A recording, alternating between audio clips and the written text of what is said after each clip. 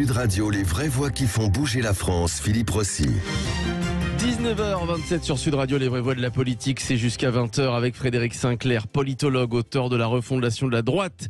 C'est aux éditions Salvatore, Frédéric Sinclair qui nous rejoint dans quelques instants. Bonsoir à vous Frédéric, et Nicolas Corato qui est avec nous, fondateur du comité de réflexion Place de la République, et le livre de Nicolas Corato, Grande plaidoirie et grand procès, l'art de l'éloquence depuis le 15e siècle.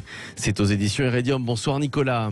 Bonsoir Philippe, bonsoir à tous. Allez, bonsoir à vous. Puis évidemment, on vous attend au 0826 300 300 pour réagir à nos sujets, pour débattre avec nos vraies voix de la politique. Emmanuel Macron, donc réélu hier soir, 58% des Français ayant voté ont choisi Emmanuel Macron. Certains l'ont choisi par défaut pour faire barrage à Marine Le Pen. Le taux d'abstention n'a jamais été aussi haut. Le nombre de bulletins blancs a considérablement augmenté. Certains éditorialistes se sont même posé aujourd'hui la question de la légitimité d'Emmanuel Macron, et le chef de l'État qui, lors de son discours hier, a promis une méthode refondée pour être le président de tous. Je pense enfin à ceux qui ont voté pour Madame Le Pen, dont je sais la déception ce soir. Dès à présent, je ne suis plus le candidat d'un camp, mais le président de toutes et tous. Voilà, on vous pose cette question ce soir. Emmanuel Macron peut-il être le président de toutes et tous? Vous votez sur les réseaux sociaux, le compte Twitter de Sud Radio notamment, et puis surtout vous nous appelez pour réagir. On vous attend 0826 300 300. Nicolas Corato, alors bon, déjà pour répondre à la question que l'on pose sur les réseaux sociaux, est-ce qu'en 5 ans Emmanuel Macron peut donc inverser la tendance, c'est-à-dire passer de président le plus détesté à un président qui parle à tous les Français, on va dire, enfin une grande partie des Français en tout cas? C'est ce qui nous a promis hier soir. Ouais. D'abord, il faut dire que Emmanuel Macron a été élu et légitimement président de la République. Il n'y a pas de problème de légitimité démocratique, politique. Ouais. Et c'est le résultat d'une élection. Enfin, il a été élu avec peu d'inscrits, je crois que 36% des inscrits ont voté pour Emmanuel Macron. Je crois que c'est ça. Mais enfin, c'est le corps électoral. C'est-à-dire que on peut pas. Enfin, la majorité, c'est une voix, c'est la moitié des voix plus une. Hein. C'est-à-dire que qu'on soit 10 ou qu'on soit 10 millions. Est-ce qu'il a été mal élu, Emmanuel Macron? Comme l'a dit Jean-Luc Mélenchon, par exemple. On peut pas dire qu'il a été bien élu. On peut même dire que le fait que Marine Le Pen soit à 42% et donc l'extrême droite à 42%, ça signe quand même une forme d'échec du quinquennat passé. Mais moi, c'est moins sur le terrain de la légitimité, parce que je pense que on s'égare sur ces sujets-là, que sur le terrain de la fracture qu'il faut voir les 5 ans qui viennent. C'est-à-dire que le problème d'Emmanuel Macron, c'est pas la légitimité. Le problème d'Emmanuel Macron, c'est qu'il est à la tête d'un pays qui est structurellement divisé. Il y a qu'à regarder un peu les détails des résultats d'hier soir quand même. 40% des moins de 25 ans se sont abstenus. 70% des plus de 65 ans ont voté pour Emmanuel Macron. Voilà par exemple une fracture générationnelle. Comment vous allez la réduire en 5 ans? 65% des ouvriers ont voté pour Madame Le Pen. 74% des cadres supérieurs ont voté pour Emmanuel Macron. Voilà une fracture sociologique. Comment est-ce qu'on va la réduire en 5 ans? Et je pourrais descendre un certain nombre d'exemples comme celui-là, les territoires où on voit effectivement qu'il y a le président des villes et puis l'opposition des champs. Mais on pourrait aussi descendre sur d'autres types de fractures. Donc la vraie difficulté pour être président de tous, c'est facile d'être président de tous quand finalement vous avez un programme politique qui arrive à être suffisamment plastique pour concerner tout le monde. Mais comment est-ce que vous voulez être président de tous quand vous êtes le président de l'Europe et que une grande partie de ce pays, quasiment la moitié, 42%, a voté contre l'Europe ou contre une certaine idée de l'Europe?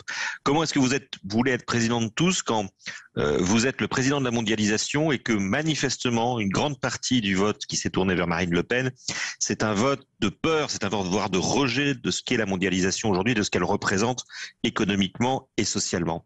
Donc moi ce qui m'inquiète plus, c'est moins sa légitimité que sa capacité à réduire cette fracture et à réunifier le pays autour de thèmes qui peuvent faire en sorte que ces gens dont on a l'impression qu'ils vivent sur 2 planètes complètement étrangères, que ces gens puissent enfin refaire une société ensemble. Ouais. Ça, c'est un vrai sujet. Emmanuel Macron peut-il être le président de tous? 0826 300 300, on va accueillir dans quelques instants Annie qui nous appelle de Pau, juste avant Frédéric Sinclair. Alors, on a entendu Nicolas Corato, est-ce que vous partagez son avis? La tâche va être difficile pour Emmanuel Macron? ce vote m'oblige. C'est ce qu'il a dit hier. Oui, ce vote l'oblige d'autant plus que déjà au premier tour, on sait qu'une partie du score des 9 millions de Français qui ont voté pour lui était due à un vote utile, c'est-à-dire qu'il a aspiré une large partie des voix de Valérie Pécresse et donc vidé le vote LR de sa substance. Donc déjà au premier tour, le vote Macron est un vote usurpé. Au deuxième tour, c'est encore pire parce que le système s'est braqué. Il y a une espèce d'hystérie médiatico-politique qui a saisi absolument tout le monde, au-delà des frontières de la France d'ailleurs, dans toute l'Europe, où tout le monde s'est mis à hurler au retour d'Hitler, alors qu'une semaine avant, Hitler c'était Éric Zemmour et que Marine Le Pen était Tata Gâteau amoureuse de ses chats. Donc vous voyez bien l'espèce de folie qui a saisi le pays.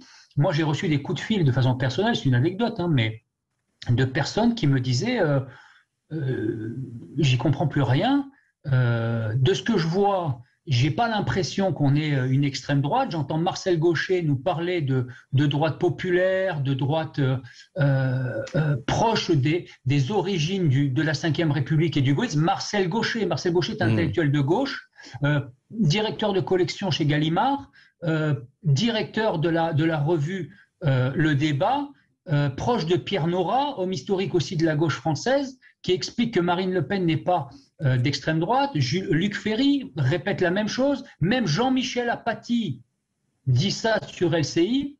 Et puis le système continue de tourner en boucle. Et vous avez des acteurs qui vivent de façon exilée fiscalement et géographiquement en Suisse ou aux États-Unis, qui reviennent en France et nous expliquer qu'ils ont peur pour leur pays. Enfin, c'est une espèce de folie qui a saisi tout le pays. Et donc forcément, on arrive à une situation compliquée. Parce qu'à ce moment-là, ça délégitime l'élection du président de la République dans la mesure où la campagne ne s'est pas passée comme il aurait fallu. Alors déjà, il a débattu contre personne.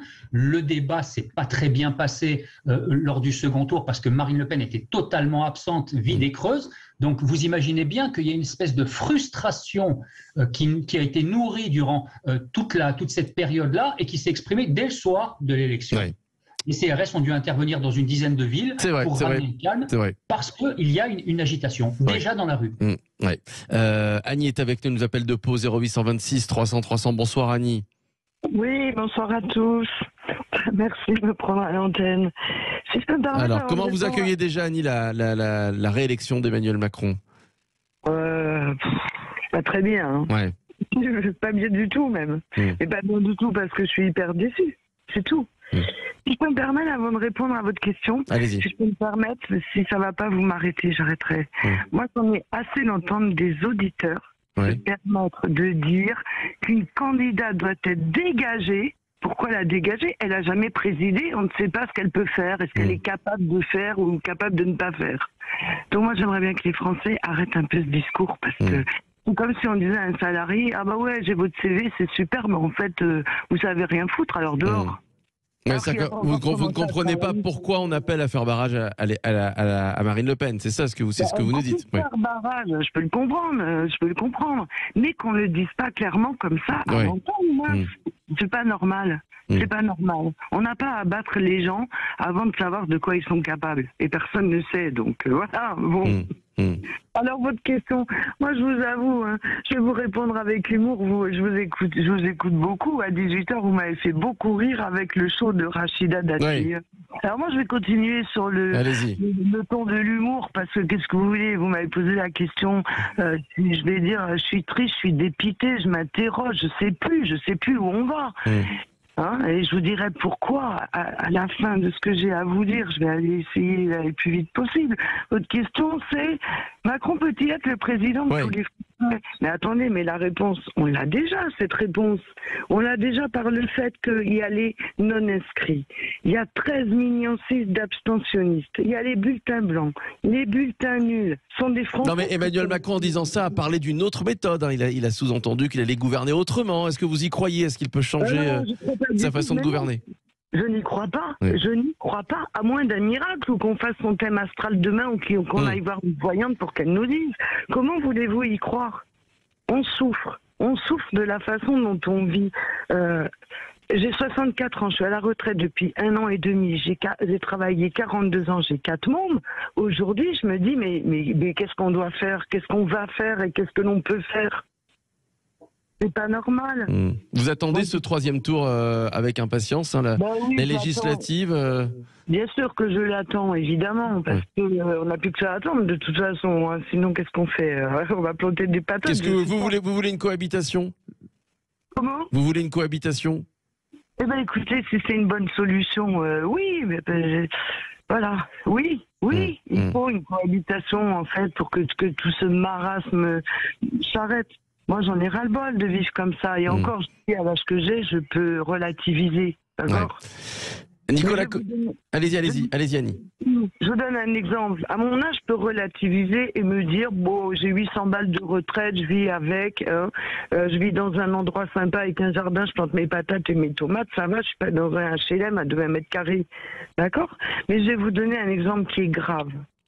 Je finirai là-dessus. J'ai 4 enfants, le dernier a 21 ans. Hier soir, il était avec moi, il m'a dit, maman, il n'y a plus d'avenir dans ce pays. Il n'y a plus d'espoir. Dans 2 ans, 2 ans pourquoi? Parce qu'il passera son BTS. Je quitterai la France. Voilà où en sont les jeunes aujourd'hui. Ils ne croient plus à l'avenir. C'est ça qui est grave. Merci Annie, merci beaucoup Annie. Nicolas Corato, qu'est-ce que vous répondez à Annie quand son fils lui dit, surtout à 21 ans en général on est plutôt optimiste, quand son fils lui dit il n'y a plus d'avenir, il n'y a plus d'espoir, moi dans 2 ans je quitte la France? Je réponds rien à Annie parce que ce qu'elle décrit, c'est quelque chose qu'on voit monter depuis des mois. C'est cette dépression chez les jeunes qui est liée au contexte politique, mais pas que, qui est liée au confinement, hein, qui est cette jeunesse qui a été largement sacrifiée. Il y a d'ailleurs une étude qui vient de sortir dans Le Monde ce soir sur l'augmentation des pensées suicidaires et des tentatives suicidaires chez les jeunes en France. Donc oui, il y a une forme de dépression qui s'abat sur cette société en sens large et sur la jeunesse en particulier. Et on le voit bien, la difficulté, c'est pas tant de gouverner aujourd'hui. La difficulté, c'est de concerner les gens, c'est-à-dire de leur parler et d'arriver à les toucher, d'arriver à les concerner, d'arriver à les remettre dans une forme d'opérationnalité, de choses concrètes. Qu'est-ce qu'on peut faire pour Annie et ses 4 enfants? Comment on va mettre en place des politiques publiques qui vont faire en sorte que demain, peut-être qu'elle aura plus d'espoir ou plus de confiance dans ses dirigeants politiques qu'aujourd'hui? C'est ça la question en fait qui est posée. Parce que la question, c'est effectivement pour beaucoup de Français de vivre avec 800 000 euros par mois. Voilà. Comment on vit avec 800 000 euros par mois quand on travaille ou quand on a travaillé toute sa carrière professionnelle. Et cette France-là, cette société-là, elle a été d'une certaine manière exclue du champ électoral. Il y a une forme quand même, il faut le dire, de suffrage censitaire qui s'est établi. Et il dit pas son nom, il n'est pas censitaire au sens historique du terme, au sens sociologique du terme, mais d'une certaine manière, non voté que ceux qui avaient intérêt à voter. Le problème, c'est que beaucoup de gens n'ont pas voté parce qu'ils n'ont pas trouvé de vote qui correspondait à leur intérêt, parce que beaucoup de Français en avaient marre de voter contre leurs intérêts. Donc il y a quelque chose comme ça aussi dans l'abstention, c'est-à-dire que le jour où les gens revoteront pour leurs intérêts et revoteront avec la conscience qu'ils votent pour leurs intérêts, peut-être que le climat politique dans ce pays sera un peu plus apaisé. Mais voilà, moi ce que je vois ce soir en écoutant Annie, et ça confirme, c'est quand même une très grande lassitude, une forme de désespoir, une forme d'indifférence surtout, j'en ai souvent parlé.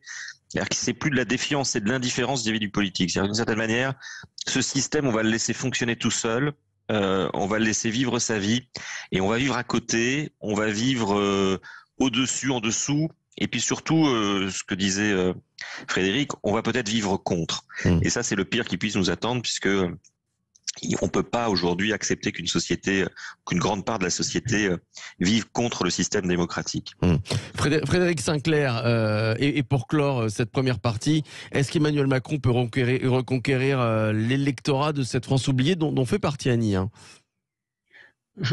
Très honnêtement, je ne crois pas. Son modèle politique de référence est à l'opposé de celui qui peut apporter des solutions à Annie, et qu'on se penche sur le deuxième ou le troisième candidat de cette élection, qu'il s'agisse de Jean-Luc Mélenchon ou de Marine Le Pen, les deux ont une approche sociale des territoires beaucoup plus protectrice en matière d'emploi, en matière de commerce, qui a un rapport distancié par rapport à l'UE néolibérale. Donc je crois que le problème, c'est qu'Emmanuel Macron reste dans une logique néolibérale économiquement parlant, dans une logique étatiste en matière politique, très, très auto-centrée, et en plus de ça, très centré sur les territoires urbains qui sont les siens, qui sont les seuls qu'il connaît. On ne décide pas de connaître les campagnes simplement parce qu'un nouveau quinquennat s'ouvre. Et donc, à mon avis, cette fracture ne va pas se résorber. La seule chose qu'il peut faire, c'est essayer de bien s'entourer en ramenant à lui les partis les moins éloignés de lui, les écolo-libéraux de Jadot, une partie des socialistes, une partie des responsables républicains qui sont un tout petit peu sérieux en matière de budget.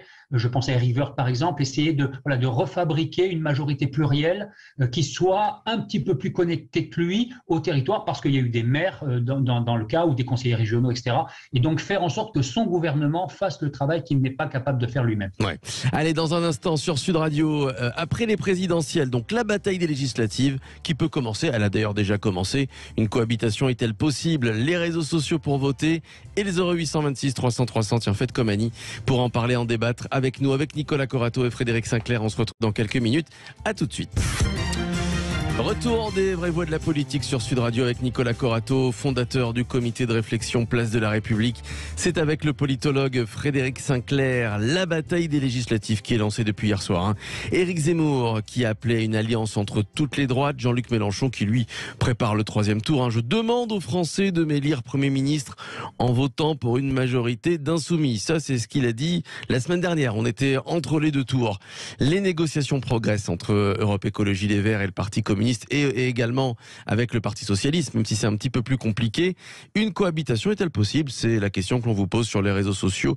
Et le 0826 300 300 pour réagir et débattre avec Nicolas Corato et Frédéric Sinclair. Nicolas Corato, tiens, je m'adresse à vous.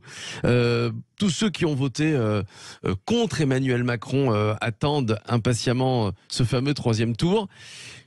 Pour rester dans notre sujet, est-ce que réellement une cohabitation est possible, Nicolas Corato, en sachant qu'en général, tous ceux qui ont voté pour Emmanuel Macron sont assez motivés pour aller voter, donner une majorité au président dans un mois et demi, alors que ceux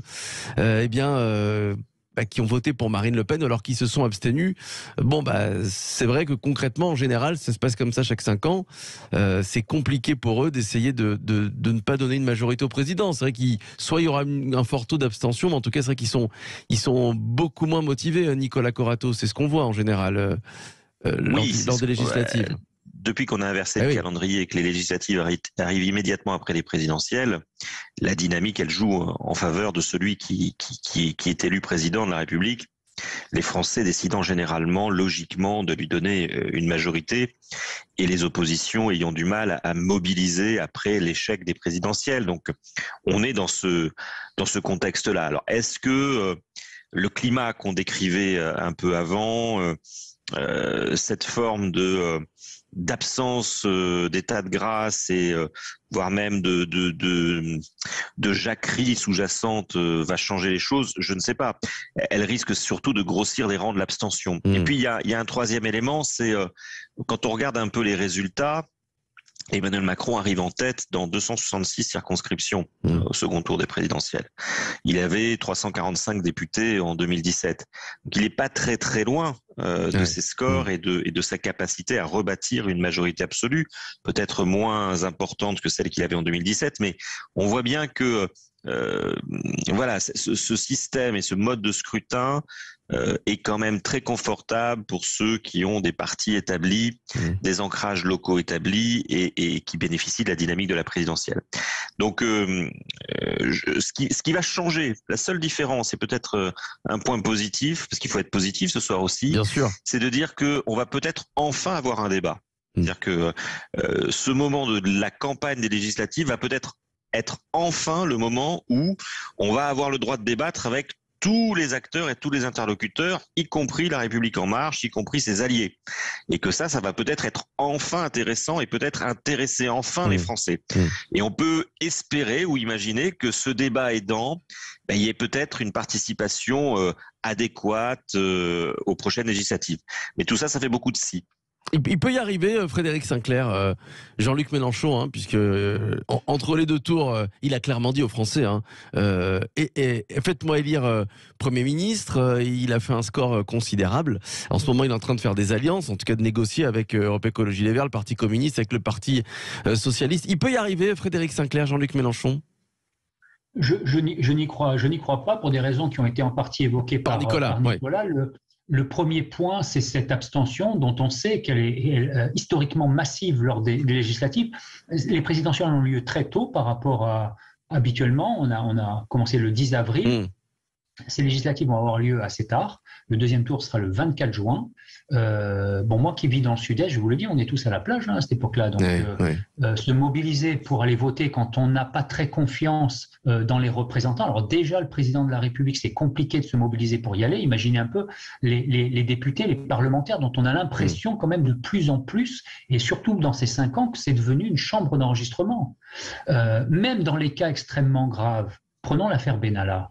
On a une commission d'enquête au Sénat, une commission d'enquête au Parlement. La commission d'enquête au Parlement n'accouche de rien du tout. Elle est à la botte du président de la République.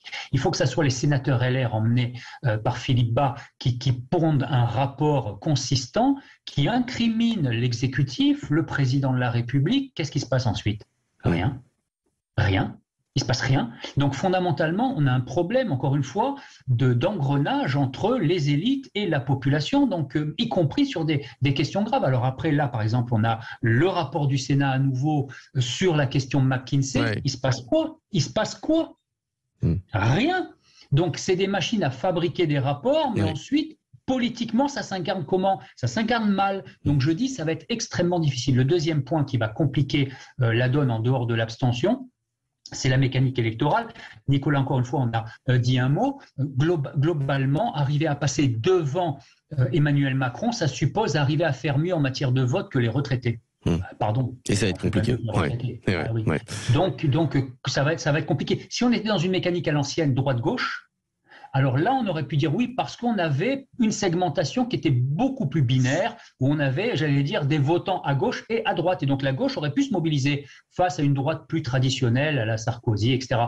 Là, aujourd'hui, cette recomposition ne joue pas en faveur des partis, ni de Jean-Luc Mélenchon, ni de Marine Le Pen. Une cohabitation est-elle possible? C'est la question que l'on vous pose sur les réseaux sociaux. Le 0826 300 300 pour réagir. Quentin est avec nous. Bonsoir Quentin. Bonsoir. Bonsoir à vous, vous nous appelez de Boulogne-Billancourt, c'est en région parisienne. Quentin, vous avez voté hier, Quentin? Oui, j'ai voté. Ouais. À contre-cœur, mais j'ai voté. Ah bon, très bien. Et vous comptez voter pour les législatives aussi? Oui, je voterai, j'accomplirai toujours mon devoir citoyen. Bon. On a des droits et des devoirs. Là, c'est un devoir, en plus d'être un droit. Comment vous voyez ce troisième tour, Quentin? Est-ce que vous allez voter clairement pour qu'il y ait une cohabitation? Est-ce que c'est votre objectif? Non. Moi, mon vote, il ira à ce que je pense être bon pour la circonscription et selon le projet qui est proposé. Je vote pas pour un parti national, je vote pas pour une cohabitation, je ne joue pas. Je ne suis pas dans le jeu. Le jeu politique est un détournement, une espèce de prostitution du devoir civique et de l'enjeu civique qui fait notre système politique et de jouer comme ça avec les gens. On manipule les masses. C'est insupportable. Donc moi, ce que j'ai observé hier, c'est qu'on avait 2 blocs. C'est un peu l'OTAN versus l'Union soviétique. Les anti-Le Pen et les anti-Macron. Voilà. On a 2 blocs comme ça, et derrière, quelles sont les idées? Quel est le programme fédérateur de toute une nation derrière un projet? On le cherche, il n'y en a pas. Donc comment voulez-vous mobiliser qui que ce soit? Comment voulez-vous attirer la population derrière un projet commun quand il n'y a rien? C'est pas possible, ni d'un côté ni de l'autre. Malheureusement, c'est mon impression, mon analyse. Ouais. C'est triste. Nicolas Corato, vous parliez de débat. C'est vrai que c'est loin le 12 juin, le premier tour des législatives. Ça peut évidemment laisser du temps au débat qui va s'installer. Donc ça, c'est une bonne nouvelle. En revanche, effectivement, on parlait de démotivation. C'est loin encore la législative. L'engouement pour la présidentielle, s'il y en avait un, va retomber. Et c'est vrai que ça risque d'être compliqué cette date. Est-ce que vous croyez aux petites indiscrétions qui tournaient il y a quelques semaines sur une éventuelle dissolution de l'Assemblée pour avancer un petit peu ces élections législatives, Nicolas Corato? C'était apparemment une option d'Emmanuel Macron. J'y crois pas. Puis alors vraiment, je trouverais que, on peut pas prononcer son discours d'hier soir et dissoudre l'Assemblée derrière. Enfin, je veux dire, il y a un moment où non, ce serait complètement irresponsable. Je vois pas ce qui justifierait d'ailleurs une dissolution à part ce jeu politique dont votre auditeur vient de dénoncer les effets. Donc non, moi j'y crois pas. Après vous parliez de l'engouement de la présidentielle qui vient de retomber. Moi je nuancerai un peu vos propos, Philippe. Justement, j'ai l'impression quand même que les Français en avaient plus qu'assez de ce débat d'un niveau quand même très très bas, sans aucun intérêt, sans aucune aspérité, avec des clivages complètement émoussés. Et c'est bien ce que je crains, c'est que s'étant lassé du débat de la présidentielle, Frédéric le disait, il préfère aller à la plage dès le mois de juin plutôt que de continuer à écouter les uns et les autres avancer leurs arguments. On a un vrai problème. Enfin, cette campagne présidentielle a été, on essaye d'avoir des données historiques, etc., mais de manière subjective, c'est peut-être l'une des pires campagnes présidentielles que la France ait vécues en termes d'organisation du débat, en termes de sujets portés sur les médias, en termes d'organisation des arguments. Très franchement, cette campagne n'était pas au niveau du peuple français, ni de la démocratie française, ni de la République française. Donc, est-ce qu'on en veut encore voilà, enfin, je suis pas persuadé que les Français aient envie encore d'un mois et demi de débat de cette aune-là. Ouais. Juste pour finir, il nous reste 30 petites secondes, Frédéric Sinclair. Est-ce que une mesure comme la réforme des retraites, fixée à 65 ans, est-ce que ça peut être un élément de mobilisation très fort contre la majorité présidentielle, surtout quand Bruno Le Maire dit aujourd'hui qu'il est possible qu'il passe par le 49.3? Oui, d'ailleurs, ça a profondément agacé la présidence de la République. Oui. Je ne crois pas que ça soit suffisant. Encore une fois, c'est une mesure qui est segmentée, ça plaît à l'électorat retraité. À mon avis, on n'ira pas plus loin. Un petit mot à notre auditeur pour lui rappeler que un député, s'il est élu dans une circonscription, c'est le député de la nation tout entière. Oui. Et donc pas celui de la circonscription qui l'a élu. C'est un point important parce que quand on vote, on est obligé d'entrer dans ce qu'il n'aime pas, c'est-à-dire ces mécaniques-là. Alors bien évidemment, c'est déplaisant, mais en même temps, c'est l'avenir de la nation. Il est là pour porter la voix législative, celle du Parlement. Merci à vous, Frédéric Sinclair, politologue, auteur de La Refondation de la droite, et merci à Nicolas Corato, fondateur du comité de réflexion Place de la République, et le livre de Nicolas, Grande plaidoirie et Grand procès, c'est aux éditions Iridium. Dans quelques minutes, c'est le Loft Music. Et vous l'entendez, c'est la trompette d'Ibrahim Malouf, invité d'Ivan Cujous dans quelques instants. À tout de suite.